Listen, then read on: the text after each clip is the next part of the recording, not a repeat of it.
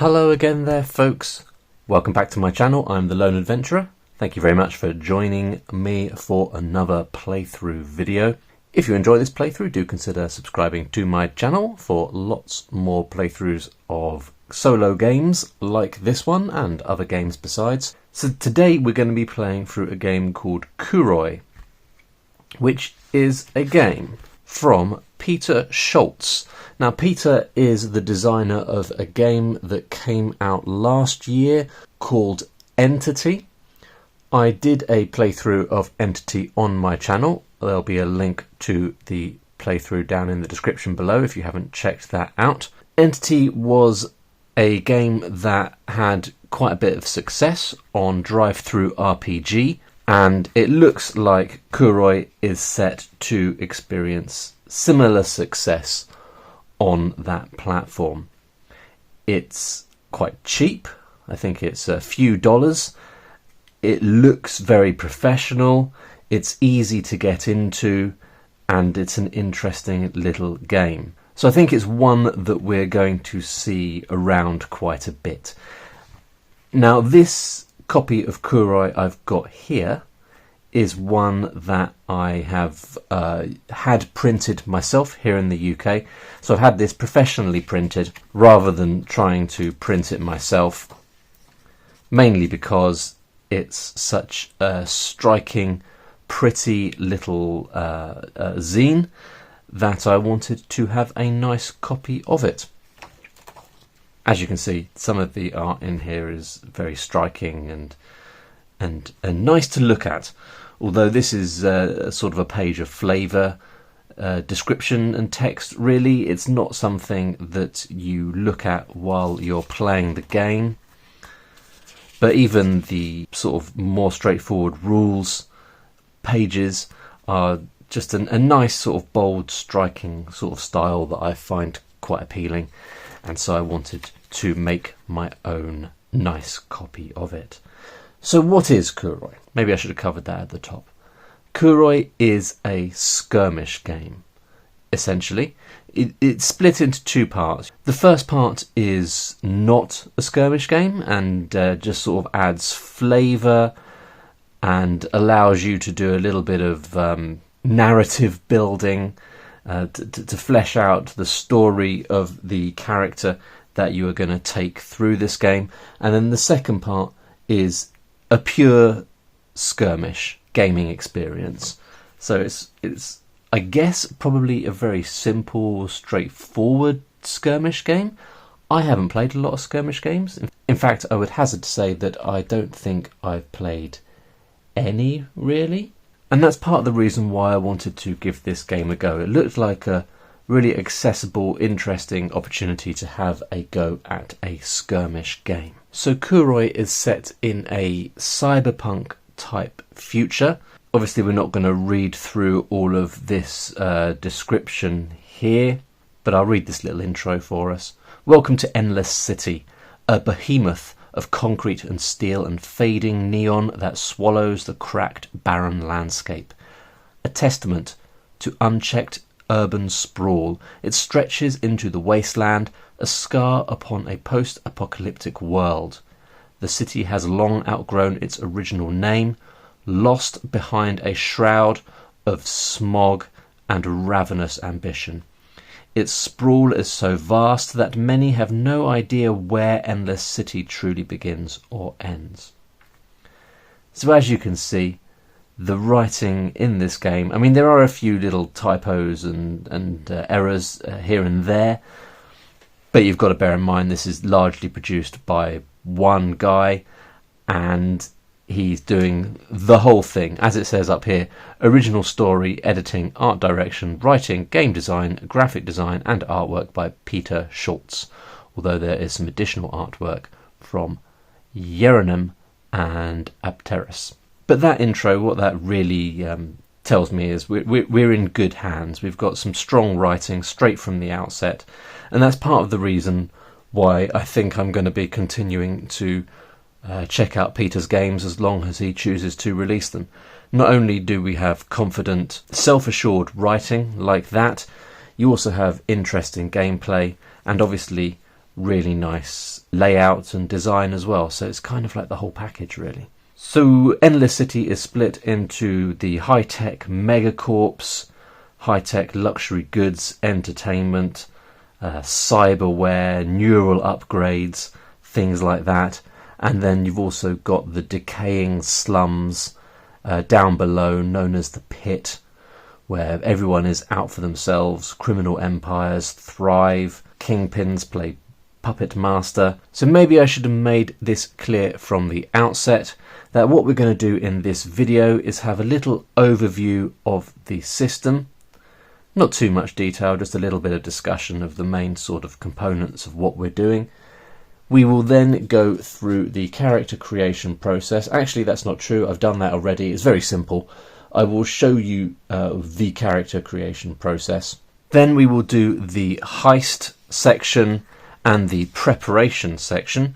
These are, as it says here, sort of a storytelling phase or a setup phase and storytelling phase where you do a little bit more sort of narrative consideration. But you also put in place some mechanics which will make the actual infiltration, the heist skirmish section proper a little bit more varied. So that's what we're going to do in this video, and then in the second video we will go into an actual skirmish. And when you're doing the skirmish, essentially what you do is you have a 6x6 grid like this, and then some areas of the grid will be marked out to be walls, some areas will be marked out to be various other things. I'm not going to get into the details, we'll talk about that later. And then you move your character, here's my character, you move your character around the skirmish area, the level of the building that you're breaking into, and then there will be enemies who are also in there and moving around on a set sort of pattern, and you have to avoid them, take them out, and win the day. But that is getting ahead of ourselves a little bit. First, let's just do a super quick overview. As I said, it's split into two main parts, the preparation phase and then the main heist, which is the skirmish. The game is played with D6, that's the only type of dice that you will need, and these are used throughout the different stages. Obviously you need miniatures, or you can use the little cutouts that come with the game that I just showed you. Yeah, so we've got some details here on the heist section. When you are doing the heist, the skirmish part, there's a bunch of different moves that you can do based upon the dice that you roll. Then we've got some other actions, essentially, that you can do. Things like silent kills, hiding the body, things like that as you're moving around. Essentially, if you're a fan of the game franchise, you can think of this as a simple skirmish version of Metal Gear Solid. So you're moving around, it's a sort of a stealth first game. You're always trying to be stealthy primarily. If you can make it through a level without anyone knowing you're there, that's probably the best way of doing it. Although I think, having not played it too much, I suspect that you're going to have to engage with some enemies at certain points. So this is the character sheet. There's not too much here really. We've got these are where your stats go. These are the actions. And over here we've got a whole bunch of equipment that you can take in. Weapons and gear, I think, are one-time deal things. You take them into a heist. When you finish that heist, you lose that stuff. That is not the case for cyberware. Various upgrades that you can get that carry over from heist to heist. We've got a little description of alertness, which is how we track sort of the state of the enemies. How the enemies are going to behave depends upon how alert they are, how aware they are of your presence. Bit of a discussion of skill points. So skill points can be used in the preparation phase, or will be used in the preparation phase, and then they're used in a slightly different way when you get into the heist as well. Although I haven't actually used them in a heist yet, I suspect that at a certain point in a heist you'll be like, I'm in a bit of a bind, what can I do? Oh yes, I can use my skill points. And at that point we will take a look at those. Incidentally, I really do like this black and white art. I don't know which of the individuals involved drew those, but they're great. I like them quite a bit. Okay, so then we've got some description of how the enemies move. This is the heist setup details. We'll go through that in a minute. And then this is the preparation for the heist. So you work out what your heist is going to be, then you prepare for the heist, and then you start the heist. And when you start the heist, we will be looking at these different layouts for the levels that we'll be going into. You always start in a lobby, but then after that, it would be one of these other random combinations as you try and complete the mission that you have accepted. Right, so I think first things first, let's have a look at the character sheet. Now, I know this writing is a little bit small, so all you need to do is give your character a name. You can then optionally give your character a narrative profile, and that just means to give them a few sort of distinguishing characteristics, physical characteristics, psychological traits, flaws, motives, things like that. I haven't done that because maybe I'm just lazy, maybe I need sort of something to inspire me for that kind of thing, and that's not something that's included in the game, but it doesn't really matter. My character, as it stands, is called Declan. You have 4 different skills, and you have to distribute the levels 5, 4, 3 and 2 amongst them. And what I've gone for is 5 on tech, 4 on stealth, 3 on combat and 2 on savvy. And you can see I've scrubbed out the unavailable ones here, so we've got an amount of squares relating to that number, because these are the skill points that we would use during a heist.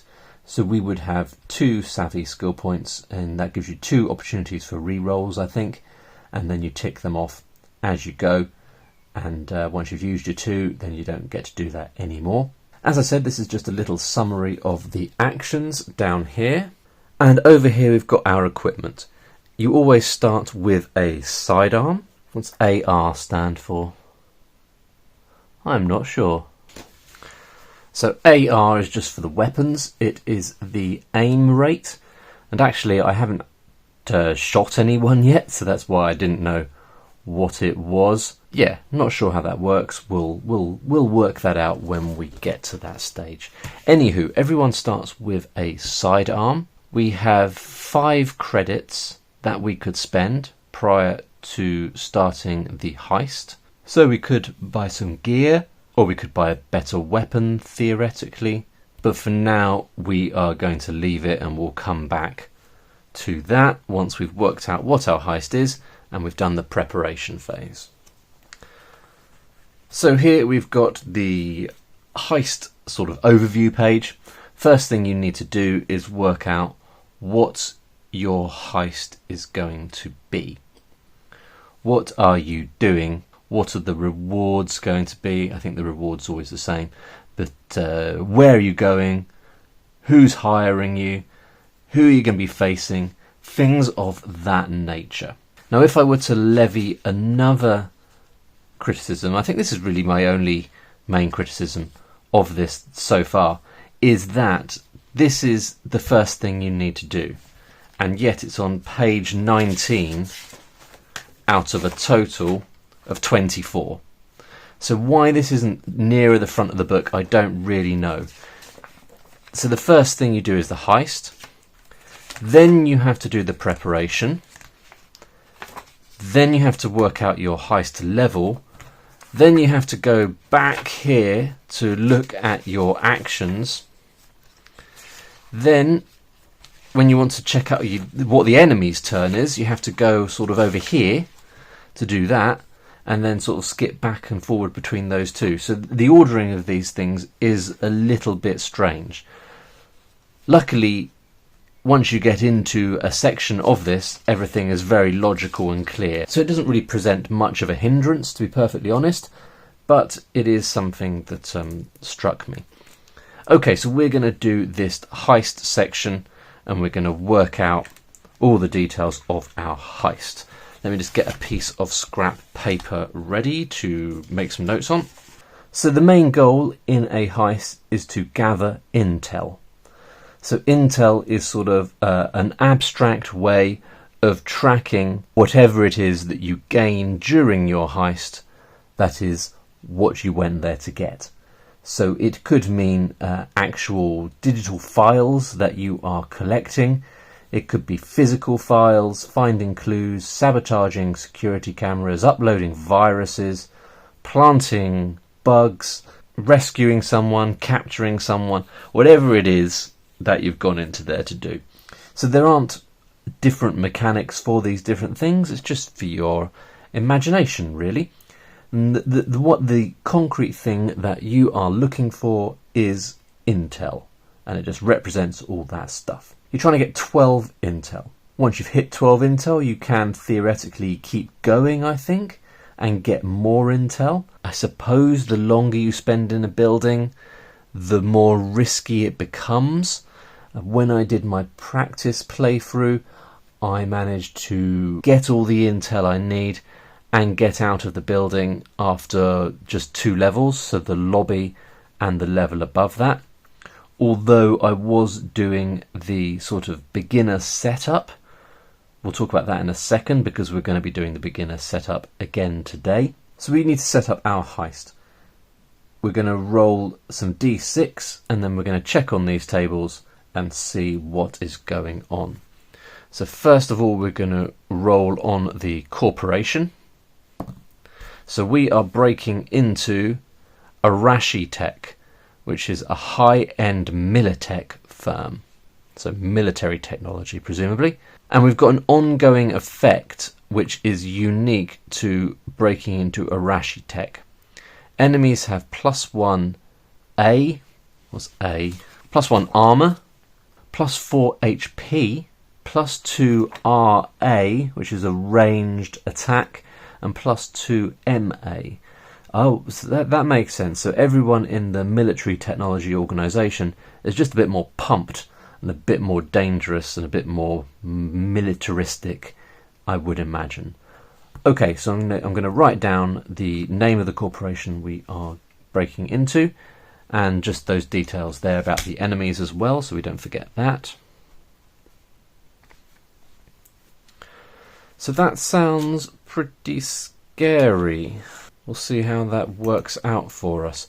So the next bit is an objective, and it looks like this is purely narrative, so that's just to give us a little bit of flavour. 6 means we are undermining corpo authority, disrupt infrastructure, sow dissent, public relations disaster. So I think we'll go for disrupt infrastructure. And again, this doesn't have any mechanical impact. It is just for us and our imaginations. Now, I did say we were going to play at the beginner level, and the beginner level actually means you're breaking into Omnisense, which is a sort of a base corporation where all enemies are soldiers. So I guess I'm going to play sort of a mishmash here. We will play it that all enemies are soldiers. The soldiers are the most basic of the enemies, so the other enemies are way more hard in various ways. So we will play with just soldiers because there's enough for me to think about as it is. But we'll stick with Arashi Tech since I've already written it down. Final thing we need to do is work out who our client is going to be. So 3 means that our client is a street gang, a scrappy gang on the rise. And this does have a effect on the gameplay. And because we are working for a street gang, we're going to have +1 to our savvy skill. And that is good because, if you remember, my savvy skill is my lowest one. So that's our heist. We're going into the Arashi building. We are attempting to undermine the Corpo authority, which seems quite fitting because who likes a military technology company?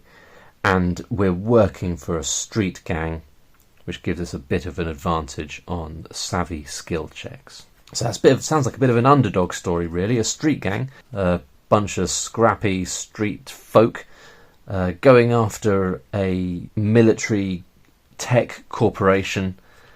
Yeah, we're definitely the underdogs, or my clients are the underdogs. So with that done, we now need to do the preparation stage. And what this sort of represents is we've got our mission, we now know what we need to do, and we do need to do some preparation, various tasks before we're ready to go in on the heist.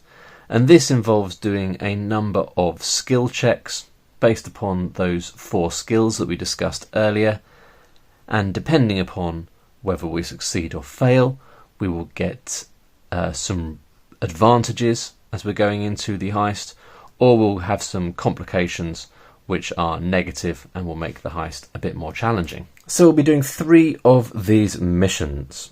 So we're going to roll 2d6 in order to find out which mission we are doing in preparation for the big heist. 3 means we are finding and hiring a getaway driver with a vehicle. And this is a savvy skill check.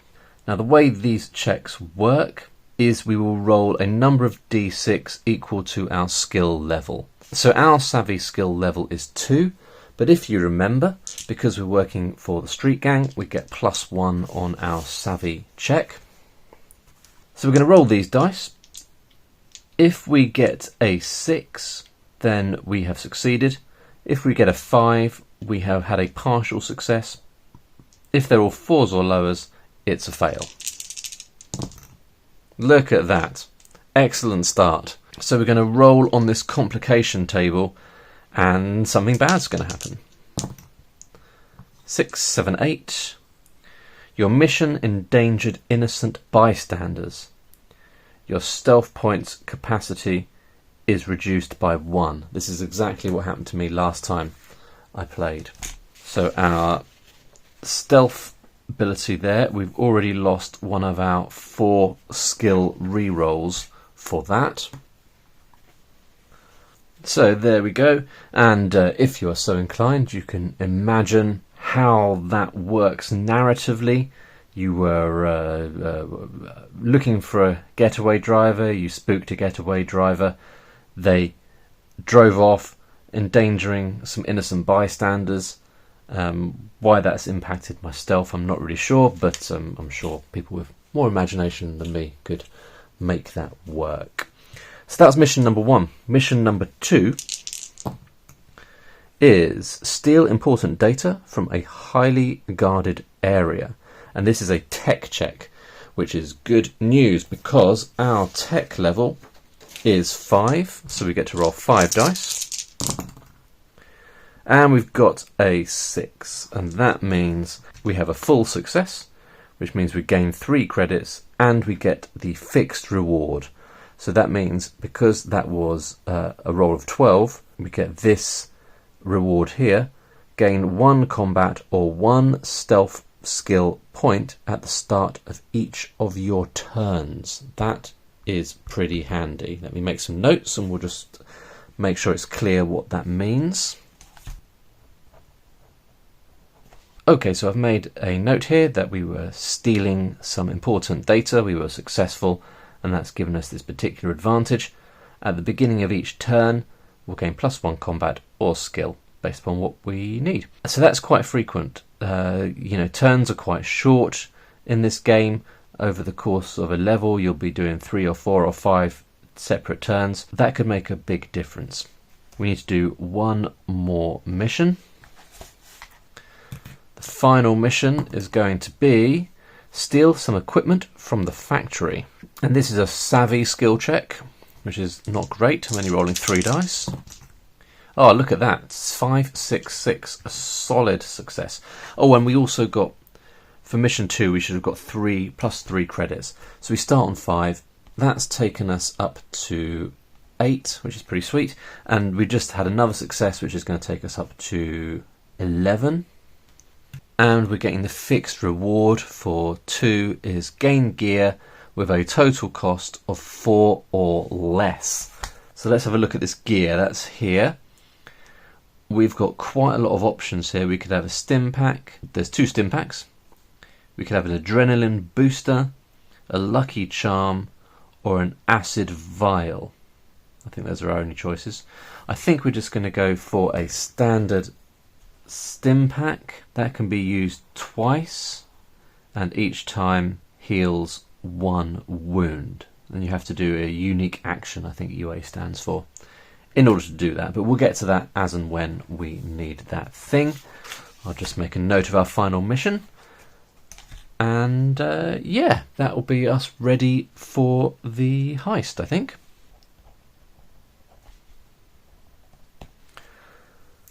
So we've got the equipment, we got our stim pack, and we are ready for the heist. So I think we will pause there. We've done all of the preparation and we'll be ready in the next video to have a go at a heist. Hope you join me for that one, folks.